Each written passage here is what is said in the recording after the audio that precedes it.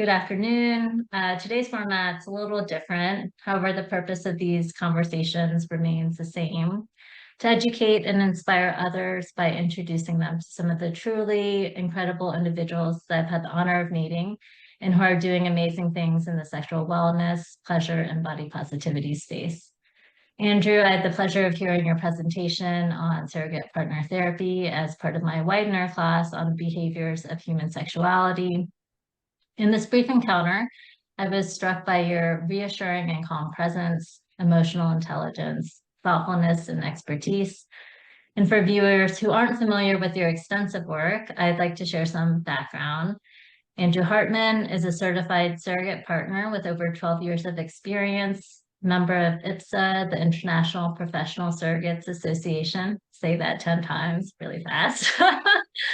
He is a co-founder of Surrogate Partner Collective, a network of surrogate partner therapy practitioners and collaborating clinicians, providing certification, continuing education, advocacy, and outreach. Your work in healing and intimacy began in 1997 and also includes breath, energy, and body work. So thank you, Andrew, for being here, and I'm so excited for our time today. Well, thank you for having me. It's an honor to be here, and I'm struck by the comprehensiveness of the introduction. I like to do my homework as a good Asian girl. So where I always like to begin with intros is really about getting to hear your story. Like, how did you get here to this work in your own words, as much as you want to share? The question is, do I want to give a short answer or a long answer to that? Because actually all throughout my life, I've been interested in relationships and connections. And I remember in college, I love to host these little soirees, like you get 8 to 10 people, and we would, create a situation where people would talk about things that they've never shared with anyone. And just feel validated and affirmed in our humanity, not only our individual differences, but also our the universality of the experience. This is probably what led me in 1999 to do a workshop by the Human Awareness Institute, or HAI, or HI for short. This organization offers workshops in love, intimacy, and sexuality. And after I took one of these workshops, it transformed the relationships that I had with my family, with intimate partners in my life, with myself, and with other men. And it was also in this community that I found out about the work of surrogate partner therapy, because someone who I met told me of her intention to become a surrogate partner, and also let me know about an organization, the International Professional Surrogates Association, that trains people to become surrogate partners. And at that time, IPSA was the only organization that was training. So I went through their training program in 2008, and I've been practicing, for 14 years, roughly since about 2010. But also in the high community, I met and started dating someone around the year 2000. And this person had just, unfortunately, been the victim of sexual assault just a few months before we met. As we were getting to know each other, there was the attraction between us, but I could also sense a lot of anxiety and uncertainty on her part, which is completely understandable, because of course she wouldn't want to have a repetition of that recent experience, which had been so hurtful and traumatizing. So I realized that if I were to come on to her too strong or too fast, then she wouldn't feel safe and she would withdraw, and then neither of us would have the connection that we wanted. Mhm. I realized that it was very important to attune to her and to match her pace. Mhm. And that was what was going to allow us to, come together in a way that worked for both of us. And that's what happened. And we were together for 6 years. Mhm. And it was through that experience that I realized I have this capacity to do this thing, which is an important part of the work that I do now as a surrogate partner, Mhm. because it's about moving at a pace that works for the client, someone Mhm. who has had difficulties or challenges in this area, moving at a pace where they are safe to proceed. Yeah. I mean, thank you for sharing that.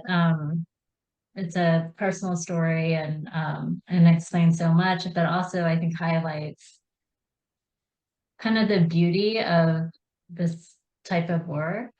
What I keep on thinking is like, yes, psychotherapy is so beneficial, but but it's still like you have to like practice things, right? And where do you go to practice things in a safe way? Even personally, like I'm a big believer in self-improvement and reading a lot of things to try to be better, communicate better.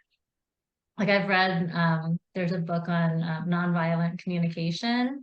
I read it like once a year, and after I read it, I'm like, yeah, I'm gonna try this. And then actually putting it into practice is so difficult, right? Like, so that's how I kind of view what you're doing.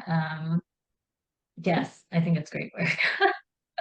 And maybe this would be a good segue into giving like a high level Yes, definition or high level yes. overview of surrogate partner therapy, Mm-hmm. Mm-hmm. right? Because as you said, there are verbal therapy can be tremendously helpful, Mm-hmm. and it has helped a lot of people reach their goals. But sometimes people need more than strictly verbal therapy. Mm-hmm. And the example that a lot of people give is, you can't learn to ride a bike by watching videos and receiving coaching on it. You have to go out and try it and see Mm-hmm. how the brakes respond to your touch. Mm-hmm. And it's similar with a skill like relationship. Mm-hmm. I'm going to give a really high level, like 30,000-foot definition of surrogate partner therapy, and then we'll gradually come down and be more specific. Okay. But at the highest level, surrogate partner therapy is intended for people who have difficulty with physical or emotional intimacy or relationships. And we we aim to help the client overcome these hurdles by creating a therapeutic environment that is both supportive and realistic. Mm-hmm. And many of the components of surrogate partner therapy are there either to make it more supportive or to make it more realistic. Mm-hmm. In order to create that environment that's both supportive and realistic, we have a three-way therapeutic team. It consists of the client, as well as a surrogate partner, as well as a therapist or a verbal clinician. The client is meeting with these two professionals, and each of them has specific roles that support the process. The surrogate partner can participate with the client in hands-on experiential exercises that increase skills and confidence in the areas of physical and emotional intimacy and relationships. In doing these exercises, we form a temporary relationship. That temporary relationship becomes the real life environment that allows the client to get on the bike Mm-hmm. or to, take a dive in the water, right? They have the opportunity to be in the context of intimate relationship, right? Mm-hmm. Because a lot of their issues are contextual, Right. right? And when we've been wounded in relationship, it can be really valuable to be healed in Mm-hmm. relationship. So we enter into the context of intimate relationship, and then the growth can take place in that context. The client has the opportunity to start to pay attention what's going on for them, Mm-hmm. where their fears are arising. Then the client can take risks, can try different things, knowing that they're held in a safe, supportive environment where they really can't do anything wrong. Mm-hmm. Therefore, they don't have to face the fear of rejection that they might have to face in other situations like, the dating environment. Right. And then at the same time, there's a clinician, a verbal therapist on the case who is outside of that relationship that we're forming that can help them, maintain an objective perspective on it. So maybe I'm jumped too quickly down into the details. No, I think it's a great overview, and I think it's important details to understand. The surrogate partner forms a temporary relationship with the client. This is a situation where relationship skills can then be taught through example. Mm-hmm.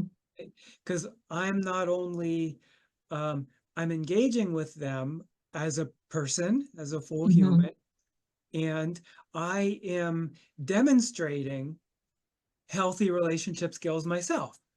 Mm-hmm. Anything I ask the client to do, I'll be willing to do also, and Mm-hmm. usually first as a way of modeling. In this process, as we form Mm-hmm. this temporary relationship, Mm-hmm. all of the issues of relationship arise. Mm-hmm. And that's great because that's the way we can create, a laboratory. We can create an Mm-hmm. environment to play with it. The way that the entire practice of surrogate partner therapy is constructed, where we start out with basic skills and then we build upon them to get more and more realistic. Mm-hmm. The goal is to get as close as we can and to eventually form a genuine peer-to-peer relationship where we are mutually deciding how to proceed together in our objective of meeting the client's goals. I guess I have a few thoughts. Like I think this education on how to communicate, like how to recognize and be mindful of how we're feeling and how to communicate those things are such a fundamental skill, life skill. And yet I know that you had that opportunity and to, be exposed to workshops about that in your college years. But I feel like so many people go through life never having had that education, and it's so important. Um, so I want to, yes, I like one of the things I wanted to talk about more broadly was in the time that you've been doing all this work, like I've seen just in the past few years how technology and how people relate to each other is changing, and our ability to communicate, I feel like is getting worse. Mm. We're seeing that like politically, I don't want to get into all that, but it just seems like we're having a harder time connecting as individuals. And I think it goes back to like this, I don't know, like there used to be like home economics or whatever, but I feel like there was no like relationship 101, Um, are you seeing that have you seen that in your practice? Like, is it, are more people coming to you now than in the past, or like, are the challenges that people are facing, are they different? Or yeah, could you speak to that a little bit? Yeah, I believe there is more interest from people who have, Mm-hmm. learned to relate to others through screens Mm-hmm. and to have anxiety about meeting with others in person. Mm-hmm. I expect that this trend is going to continue and that there's going to be a greater and greater demand for this work um, Mm-hmm. in the future. I mean, there are many different reasons why Right. someone might seek out surrogate partner therapy. Mm-hmm. And it's also, even before this current generation, it's changed a lot over the years. Originally, surrogate partner therapy was first conceived back in the 1960s by Masters Mm-hmm. and Johnson. They had a clinic in St. Louis, Missouri, and that Mm-hmm. clinic was concerned with sexual dysfunction. Mm-hmm. Right? Mostly they worked with couples. They had couples coming in from around the world that would do a 2-week intensive with them. However, they had some clients who didn't have their own partners. Mm-hmm. And they found that it was really helpful to give them a partner in order to do the exercises that they recommended with the intention of helping them address their sexual dysfunction. Mm-hmm. This is one way that the practice has changed a lot since then. Yeah. It's been more than 60 years Mm-hmm. since Masters and Johnson, first conceived of this process, and everything else has changed in that time. Mm-hmm. So it makes sense that surrogate partner therapy would change as well. Sure. You know, they measured success, right? Because they were dealing with sexual dysfunction. Mm-hmm. They measured success as the ability to engage in heterosexual intercourse. Mm-hmm. They weren't very affirming of LGBTQIA Mm-hmm. folks. And in fact, there was even a time where William Masters Mm-hmm. ran uh, what might be called conversion therapy. It was a Oh, program to wow. convert gay men to being straight. Yeah. So a lot has changed since then. Nowadays, most people view surrogate partner therapy as a way to address relationship skills in general, Mm-hmm. right? Sexuality and sexual dysfunction can be included because it might be part of relationship. Mm-hmm. However, we don't want to kind of force someone into this script of, heteronormativity Mm-hmm. to, measure their progress, Right. right? For example, if I have a client who's somewhere on the asexual spectrum, Mm-hmm. success for someone like that might be, helping them be accepting of themselves for Mm-hmm. where they are on the asexual spectrum, might be helping them have, vocabulary to communicate about their experience to others, and it might be helping them have a supportive community, Mm-hmm. right? It wouldn't be to get them to engage in an activity that they don't Right. necessarily find pleasurable or affirming. Right. So that's probably the difference between the old school and the new school.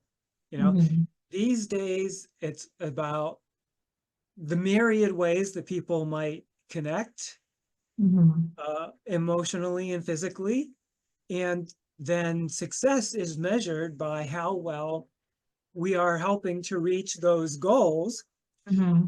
and not by how well we are following some heteronormative script. Mm-hmm. And another big difference that's happened along the way is that back in the 70s and 80s, a common title that people would use to refer to someone like me is sex surrogate Mm-hmm. or sexual surrogate. Mm-hmm. And if you consider that back then,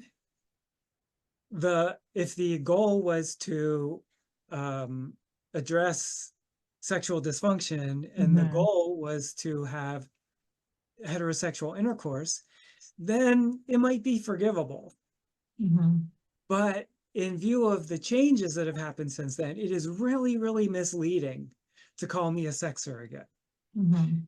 And an example that I like to give an analogy is suppose you have a professional chef who Mm-hmm. is trained and experienced at making a whole variety of appetizers and entrees, but also spends 10% of their time or less making pastries. Mm-hmm. It would be really misleading to call that person a pastry chef, Mm-hmm. right? Because you're taking something that's a minor part of their work and you're putting it in the title. It would be similarly misleading to call me a sex surrogate. Mm-hmm. So that's why most of us these days prefer the title surrogate partner rather than sex surrogate. Yeah. So, yeah, I think that sex surrogate is really harmful Yeah. to the profession because it can create unrealistic expectations in clients, in the Mm-hmm. therapists that we work with, and in the general public. And then Mm-hmm. we have to kind of overcome the conceptions that are created as a result of this title. Right. Yeah, thank you for making that point. It's a very good one.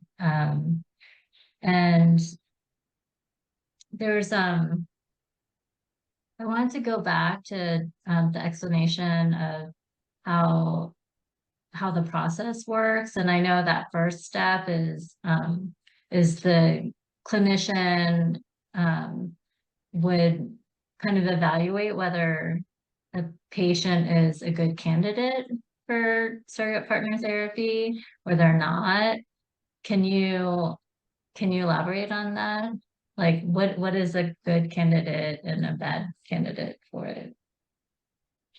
The ideal candidate for surrogate partner therapy is someone who has a difficulty related to intimacy or relationships that they haven't been able to resolve through their life experiences or through verbal therapy alone, especially in the catch-22 situation where someone has an issue that could be resolved in the context of relationship, Mm-hmm. okay? But the issue itself prevents them from finding a supportive partner. Mm-hmm. Right? So they might have, too much anxiety to be able to go out and try to form a relationship within which they could resolve the issue. Mm-hmm. So that is the ideal client is someone who has some issue that is preventing them from having the connections that they want to have in their life. Mm-hmm. This it doesn't mean that there's anything wrong with them or that it's a moral Right. feeling. There are really legitimate reasons why Mm-hmm. someone might not have formed relationships or might not have learned relationship skills. Mm-hmm. The most common one is past trauma. Yeah. You know? Anytime we're in a situation of trauma, abuse, neglect, even chronic stress, we don't learn well. And the what we learn to respond to these challenging situations Mm-hmm. are not very helpful Right. in situations that are not as challenging, Mm-hmm. right? So, for example, I had a client once who came to work with me who was in her mid 40s and had never had any kind of intimate or romantic relationship, had never kissed Mm-hmm. anyone, never held hands, never been on a date. And Mm-hmm. I believe this was largely as a result of sustained and repeated sexual abuse that she suffered at the Mm-hmm. hands of her father. Mm-hmm. Yeah. I mean, it's really understandable when someone who's supposed to take care of you, Mm-hmm. right? Someone who's supposed to help keep you safe Right. is the cause of harm, Mm-hmm. how that can really impact a sense of safety in the world. Right. So past trauma is Yeah. a big reason why clients seek surrogate partner therapy. Another one is different types of fear and anxiety. Mhm. Fear of intimacy, fear of abandonment, rejection sensitivity, Mhm. performance anxiety, generalized anxiety. Any of these things might prevent someone from going out and trying to form relationships and taking risks. Another big one is social conditioning, Yeah. right? We have all these ideas about who we need to be worthy of love Mhm. and to be valued. And some of these ideas are not very helpful. Mhm. We've learned all these ideas about who is attractive and Mhm. who is worthy of love. And as a result, people who don't meet the ideal, which is most of us, Mhm. might not feel affirmed in that. And it's possible that we might develop a sense of shame for not being the ideal. Mhm. Um, there's a lot of different social conditioning that impacts the way we show up in relationship. Like some people have a form of conditioning which I call the people pleaser, Mhm. right? And people pleasers tend to be concerned about what they need to do for other people Right. and what other people want and how other people are perceiving them. And they might not be paying attention to what do they want, Mhm. right? What do I want and what do I like? And that's a part of my work. I mostly work with clients who identify as women, Mhm. both cis and trans, and who have gone through the acculturation Mhm. that's applied to those who are assigned female at birth. Mhm. And oftentimes that acculturation causes them to deny their own needs Mhm. and their own desires. So part of this work then is about helping them get in touch, Mhm. helping them ask the question, what do I Mhm. want? What do I like? And Mhm. then being able to act on those preferences, being able to ask for what they want and to have boundaries against what they don't want, right? Anyone who's been the victim of sexual assault or abuse has learned that there's no reason to have boundaries because they won't be respected anyway. Right. So what we want to do is undo those beliefs, that acculturation. There's also a different type of acculturation, right? Someone might also be socialized to, feel a sense of entitlement. Then they might start to view their partner as an obstacle to be overcome for them to get what Mhm. they want. Right. And in that case, someone like that needs to learn to be better attuned and Mhm. to see that other person as a person and Mhm. not as just the object of their desire, but so that they can have mutually beneficial reciprocal relationships. So whatever social conditioning that we've learned that gets in the way of Mhm. these mutually beneficial reciprocal relationships needs to be deconstructed, Yes. Yeah. and we need to form other ways of getting our needs met that aren't antagonistic and that are more effective. Mhm. Yeah. So much of that. Yeah. I'm like, what's resonating with me is again, this recognizing our own needs and communicating them, and all these social scripts that really, I think, prevent people from connecting and communicating in a healthy, normal, basic way. I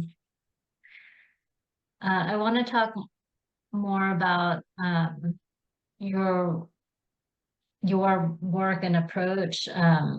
So,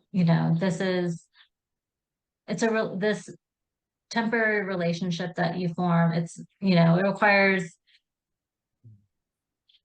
vulnerability and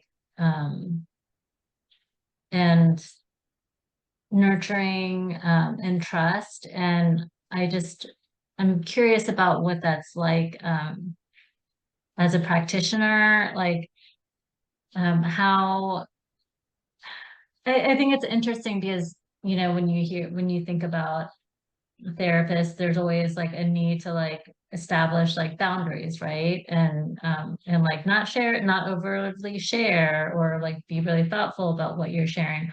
But in this temporary relationship, you have to share.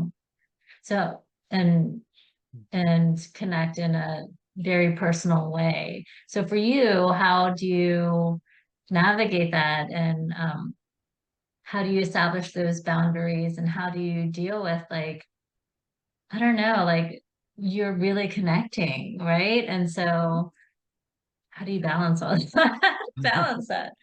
Yeah.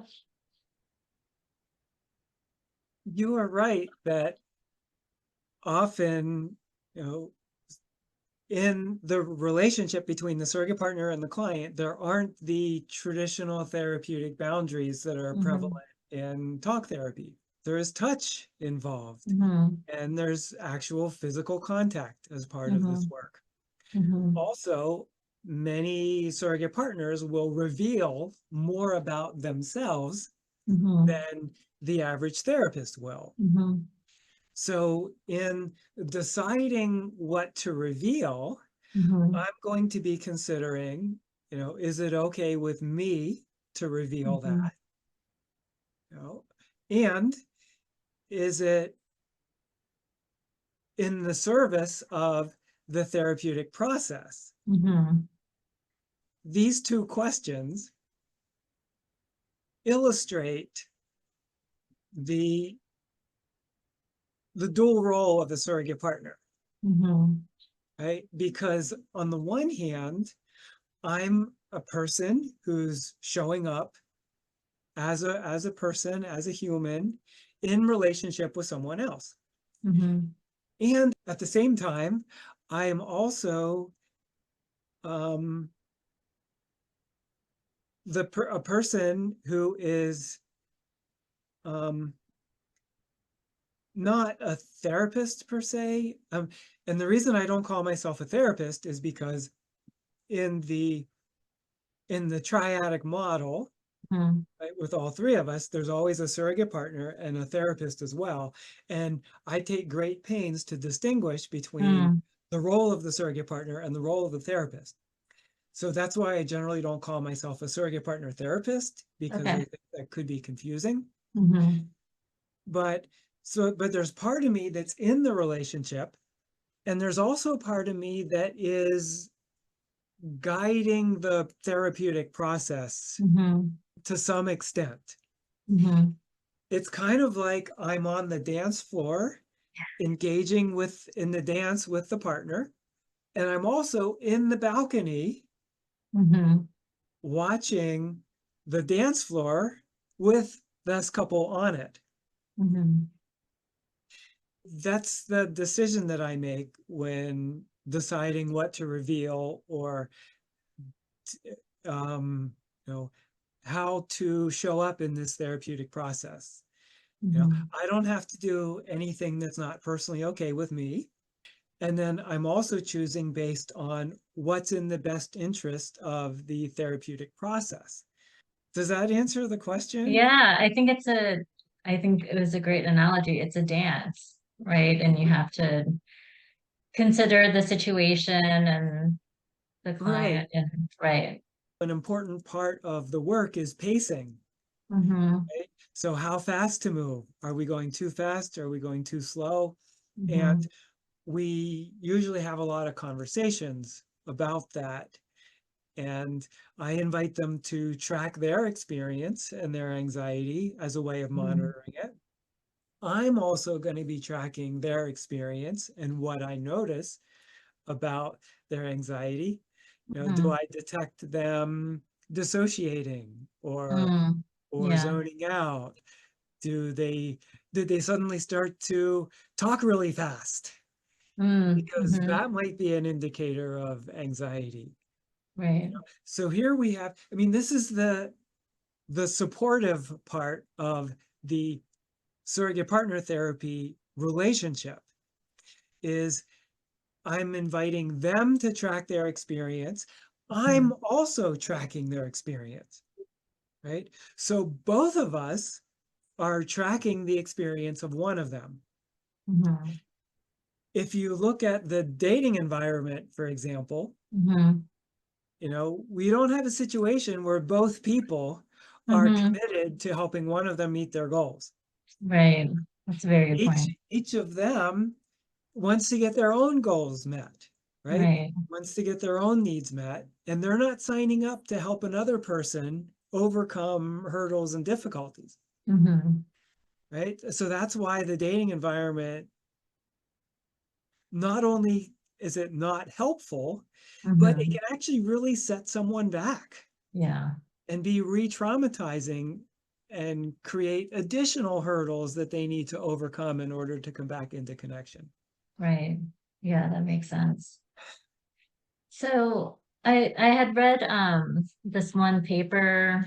It basically interviewed people that do this work and their experiences with it. And, I remember reading some excerpts of the interviews and how there were some very real bonds that formed between partner and patient clients. And um, one of the partners talked about being heartbroken when their time together, when the relationship was supposed to end, like how do you navigate the emotional attachment and connection? Is that just part of it? It is a real relationship, and there Yeah. are going to be real feelings that arise. Mm-hmm. And this can actually be an important part of the process, right? Because sometimes the difficulty that clients have is experiencing those emotions. And sometimes clients are so afraid of what happens at the end of a relationship that they might not even be willing to take the risk to start a relationship in the first place. So for someone who has never been able to form an attachment, to get to the place where they feel safe and trusting and open enough to form an attachment, that can actually be an important step in the right direction. That can be a very valuable part of the process. But the relationship is temporary. And so we know right from the start that we're going to get to a point where that relationship ends. And the next question is, well, if an attachment has been formed, might that then be painful when the relationship has ended? And whenever I'm presenting to groups, I always ask, who here has ever had a relationship end? And when I ask that question, almost everyone raises their hand. Sure. Yeah. Every relationship will end in some way or another. Sure. Yes. Right? And I think of surrogate partner therapy as giving the client experience and helping them form capacities in dealing with every phase of the life cycle of relationship, including the ending. Okay? And there might be feelings that arise at the end. There might be sadness. There might be disappointment. There might be grieving that has to take place.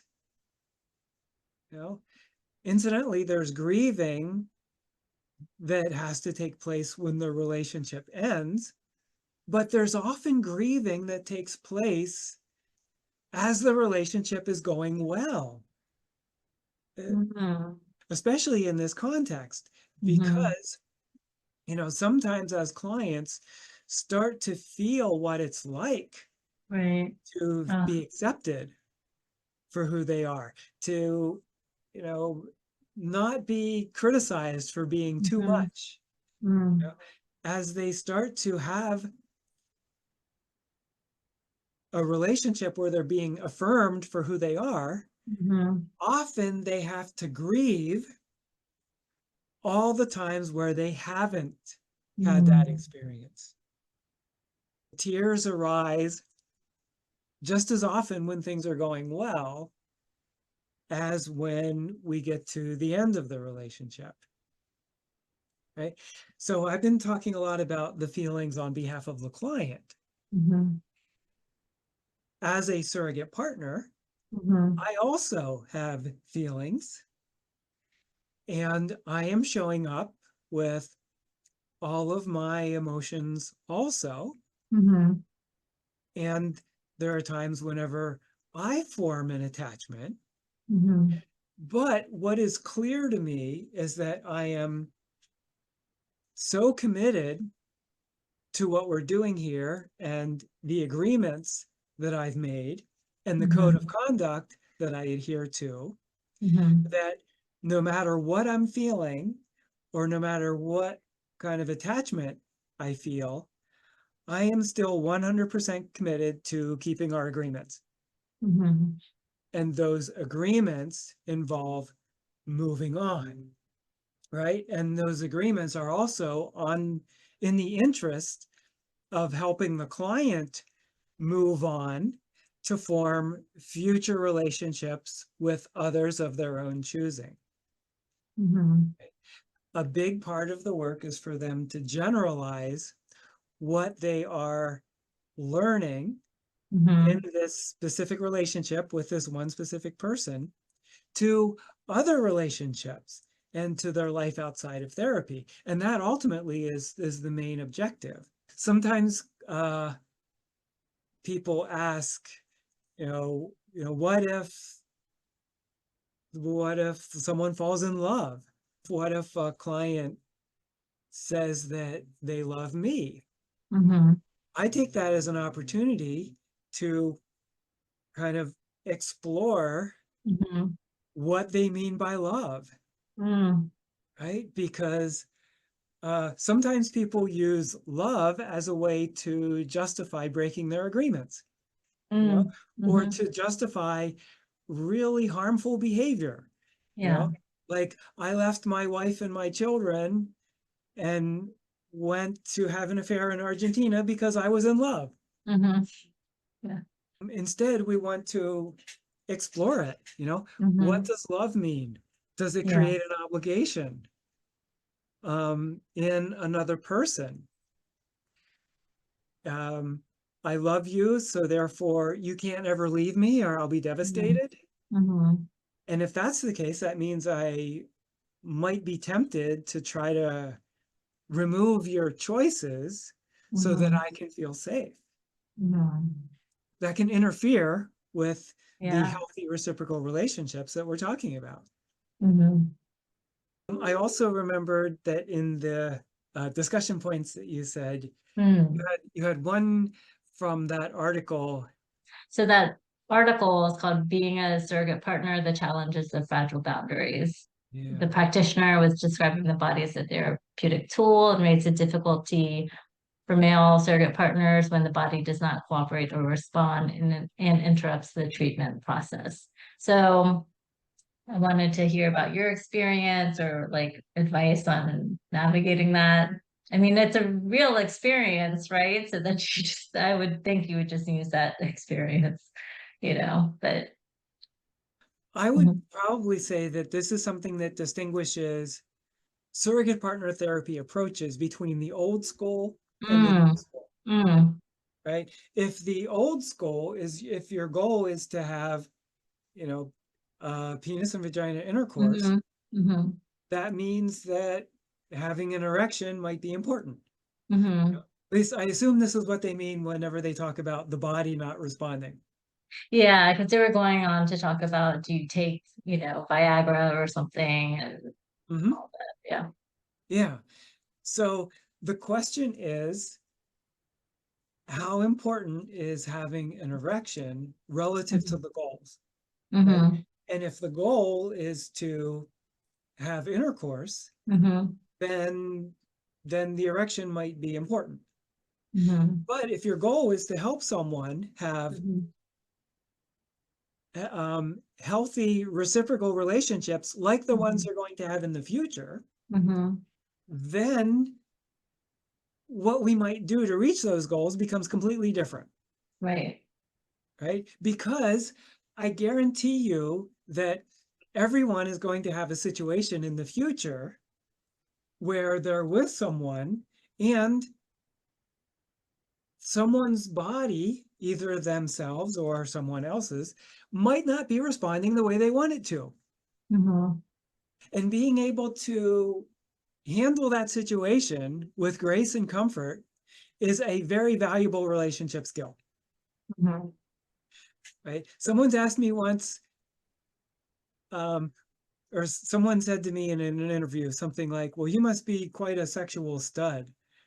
And I said, well, no, I'm not, but I don't have to be. Because if I were, if I were like totally confident and studly, what would I be teaching? Right? What would the client be learning? Right? They Right. would be learning to be with someone Mm-hmm. who's confident and studly, right? Who Mm-hmm. doesn't have self-doubt and shame and insecurity. And I ask you, how helpful is that? Yeah, not quite so relatable, right? Yeah, I claim that that's not helpful.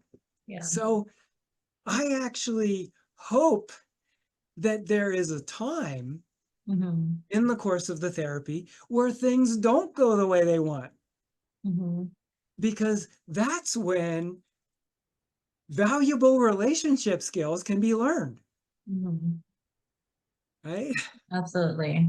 Right. Absolutely. So I don't think that the body not responding the way we want is an obstacle in this process. I Mm-hmm. think it is the process, Mm-hmm. right? Yeah. Because, then that's an opportunity for me to model the same things that I want the client to get. I, Mm-hmm. I could say, well, I'm noticing that I don't have a reaction or an erection, Mm-hmm. even though I want to. And I'm having disappointment about that. And Mm-hmm. so, I can be authentic with where I'm coming from. Mm-hmm. Also as part of this process, you know, I always have a conversation that I call the erection talk. Mm-hmm. And the reason this talk is so important is because people have all these ideas about what it means, Mm-hmm. right? If I don't have an erection, do I make it mean that I'm not a real man, that Mm-hmm. there's something wrong with me, that I can't please a partner, Mm-hmm. that I'm a failure? Mm-hmm. And does my partner Mm-hmm. believe that I'm going to use she, her pronouns because I work predominantly with clients who identify as women, Mm-hmm. right? Does she believe that she's not attractive or Mm-hmm. that I'm not attractive to her, Mm-hmm. or that, and if there is an erection present, does she believe that it's now her responsibility, that she has Mm-hmm. to do something about it? Mm-hmm. Right? Does it create an obligation in her? Mm-hmm. Mm-hmm. Does it create an expectation in me? Mm-hmm. Right? So we have all of this emotional baggage and meaning Mm-hmm. about the presence or an absence of an erection, Mm-hmm. which is just crazy when you consider about how little control that we have over this. I was at an event once where they asked, in this case, it was a bunch of men, and Mhm. they asked the men, how many of you have ever had an erection when you didn't want one? Mhm. And most people raised their hand. Right. And then similarly, they asked, how many of you didn't have an erection when you did want one? Mhm. And again, almost everyone raised their hand. So for this thing that we have such little control over, we Mhm. certainly make a whole lot of meaning out of it. We Right? do. Yeah. And that Mhm. meaning has huge implications as far as how I feel about my worthiness Mhm. to be in relationship Mhm. and connection. Mhm. And especially if I feel ashamed about these things and therefore I try to hide them, Mhm. then there's no way for me to get feedback about what's Right. actually going on. And then I become a prisoner of my own beliefs. Right. Right. So a big part of this process is to taking the internal and Mhm. making it external so that we can find out, oh, does the other person have the same meaning that I do about it? And I think that is a really valuable relationship skill and an important part of surrogate partner therapy that I am honored to be able to model. Mhm. Right. So that's the vulnerability that we're talking about, where I will readily, you know, disclose anytime I have self-doubts or uncertainty Mhm. or I'm afraid about how the other person might be responding, Right. you know. So I can call attention to how much we do this, right? How much we make up meaning, and then we make up stories Yes. about what the other person's thinking or how they're perceiving Right. us, and make up stories about what I should be doing.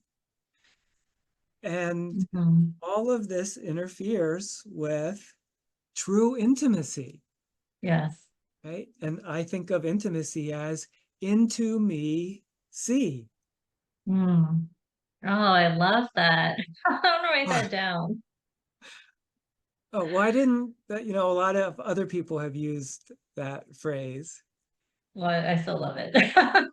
Yeah, me too.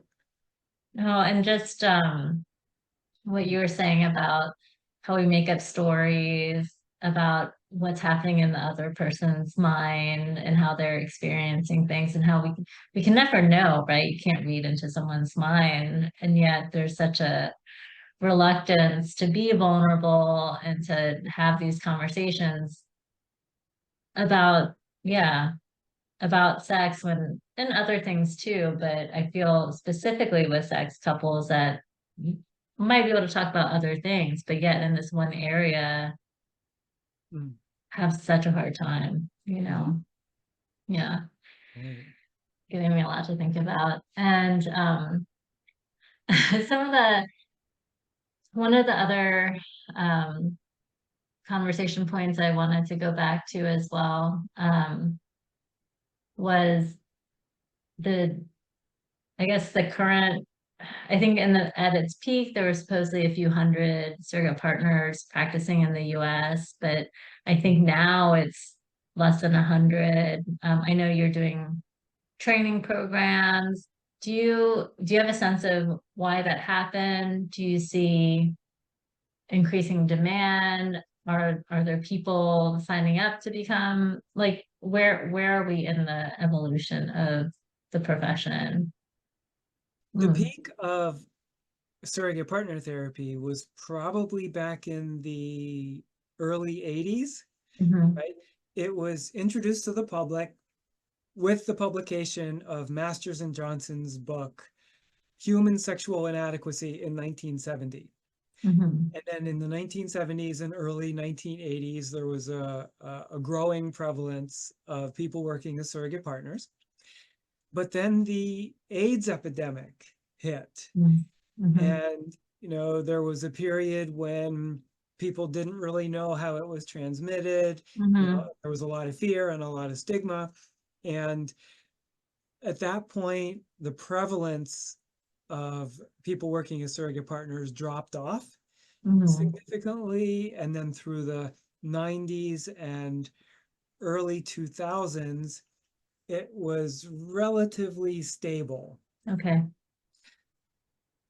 And I think one of the problems was that there wasn't enough of a critical mass to Mhm. really help the profession recover. Mhm. There were people who would go through a training and they would return to wherever they lived, like Tallahassee or Cleveland or Mhm. Portland, and they would find themselves kind of isolated and Mhm. without a lot of support and Mhm. have difficulty finding therapists to work with. Mhm. Whereas in the past few years, there are a lot of things that are changing in this way. First, the Surrogate Partner Collective had their training program come online in 2023. And in the past year, we have now 26 trainees that are in different stages of their training program. Mhm.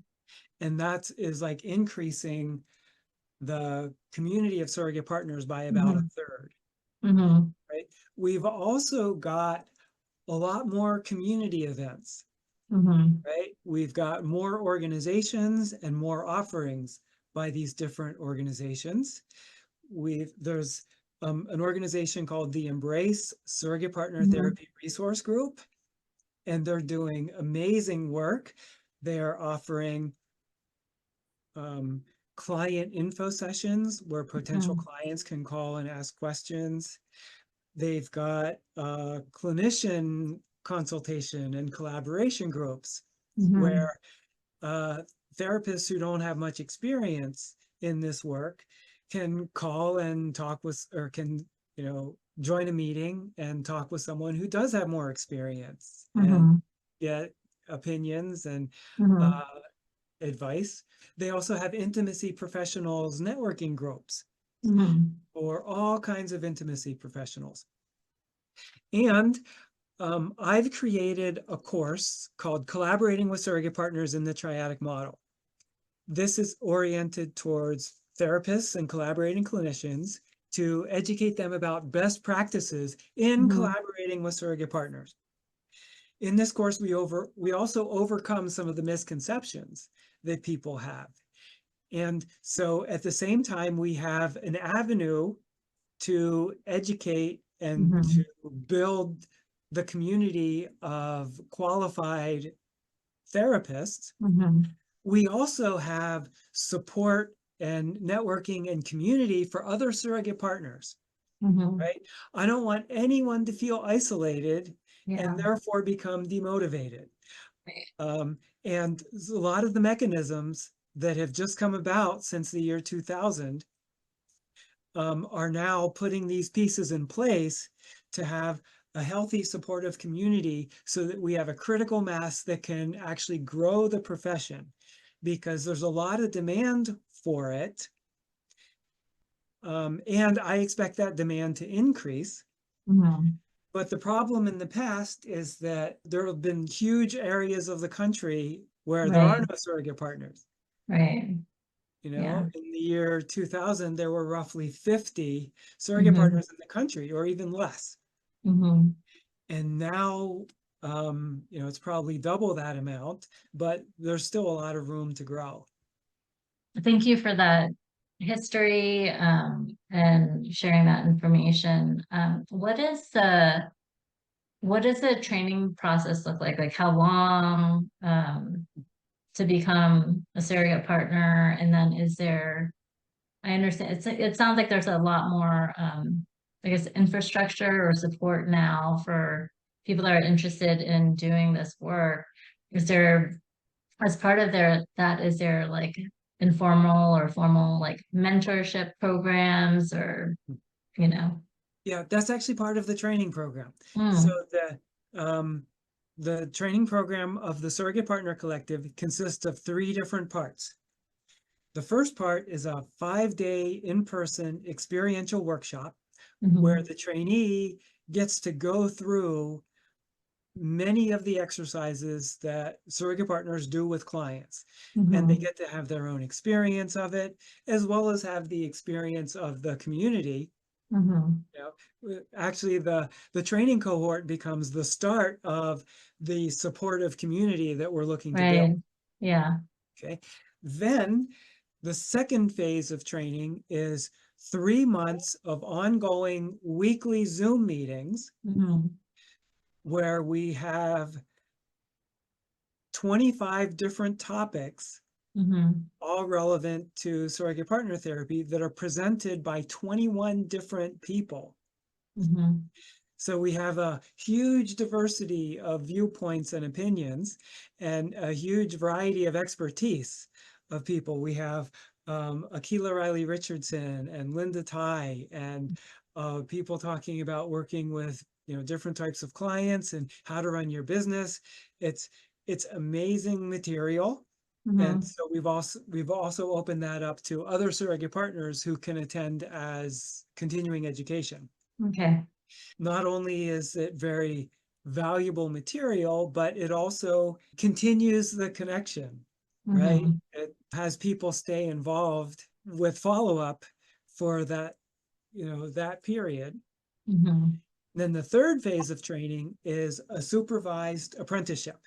Mhm.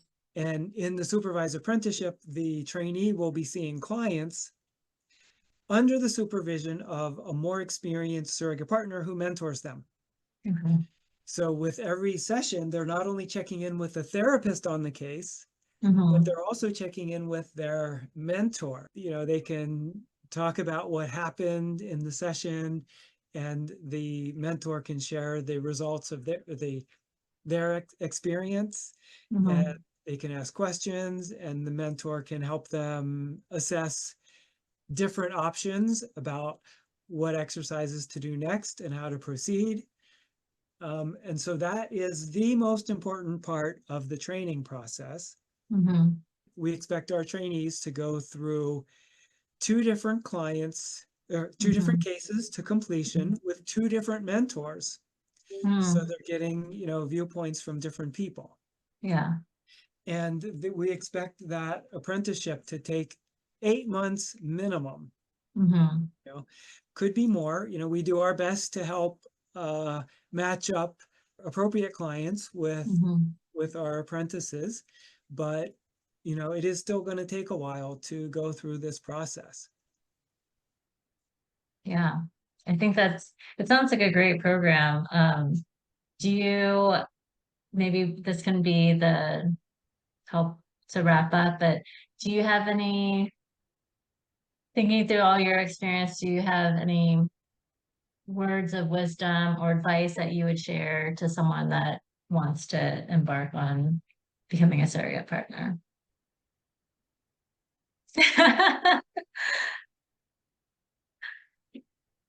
Well, I believe that the most important qualification Mm, to become a surrogate partner is to be comfortable with mhm, a full range of human emotions, mhm, right? Both in yourself as well as in others, right? Because if I'm not comfortable with, the anger that I have within me, yeah, then I won't be able to hold space for someone else's anger. mhm, There's always emotions that come up in this mhm, process. Anger is a self-validating emotion. It says, I mhm, did not deserve to be treated this way.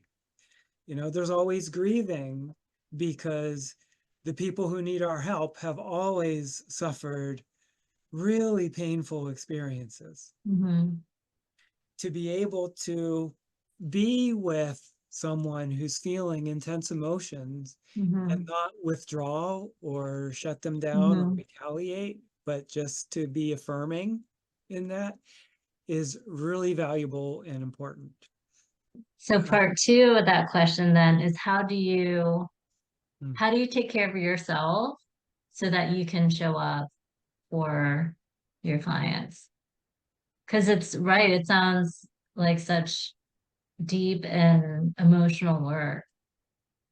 I know that I have very supportive community and Mm, intimate relationships in my mhm, life. mhm, And that's also very important because I mm, need to know that I'm not using the relationship with my client in order to meet my own personal needs, mm, mhm. right? So I have, very fulfilling connections, and that way my cup is full Yes. and then it can overflow onto other Mm, people mhm, and I can, be with them without agenda. mm. I love that. All right. Thank you so much.